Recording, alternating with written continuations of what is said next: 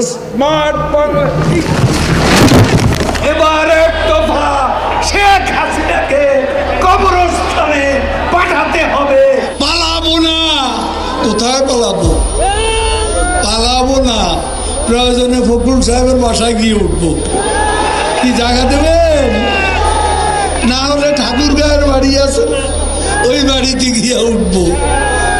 ঠিক আছে? একটুকু একটা শব্দও বলবো না জমা দেওয়ার। কেন 10টা মিনিটও সহ্য হয় না, 15টা মিনিট সহ্য হয় না। এখন অপেক্ষা কার জন্য আসলে? হ্যাঁ, এখন অপেক্ষা কার জন্য? আপনার জন্য। মাসুদ, তুমি এখানে এসে আবার কি পুরনো খেলা শুরু করছো?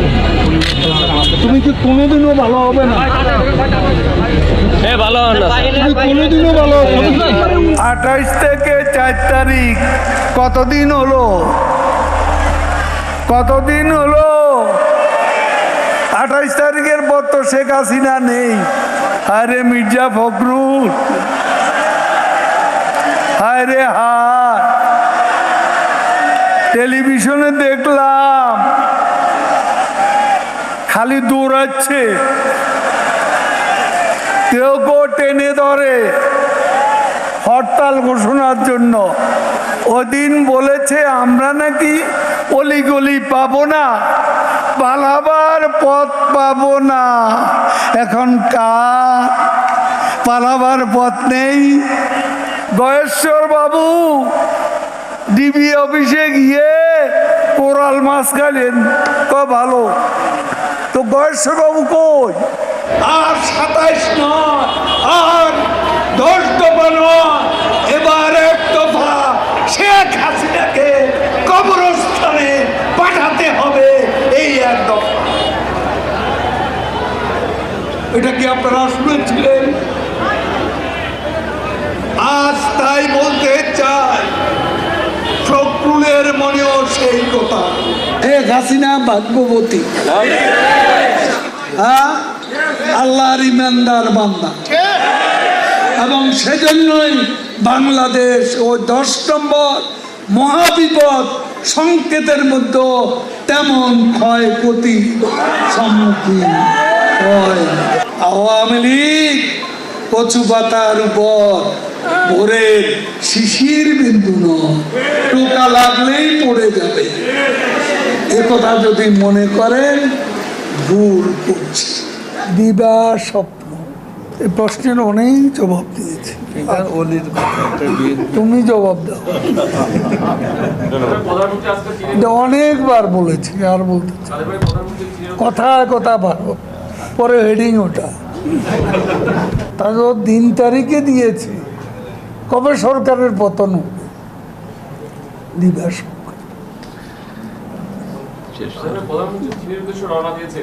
দিবা স্বপ্ন, বিলবোর্ডে চেহারা আর সামনে দিকে আনা। শেখ হাসিনা ডিজিটাল করে সবারই নায়ক বানাইয়া দিয়েছে। মঞ্চে সব নেতা, পুরা নেতা, আদলি নেতা, ঠিকি নেতা, আতি নেতা, পাতি নেতা, নেতা নেতা স্টেজ ভাঙি, আমি বেচারা আহত। এই মঞ্চ আমার দরকার নেই, মঞ্চে এত নেতার দরকার নেই। কর্মী দাঁড়ান, নেতা কমান, এত নেতার দরকার কি? এত নেতার কাজ কি? কি কাজ করে এই নেতারা? মাসুদ, তুমি এখানে এসে আবার কি পুরনো খেলা শুরু করছো? তুমি কি কোনোদিনও ভালো হবে না? ভালো হবে না, তুমি কোনোদিনও ভালো হবে না।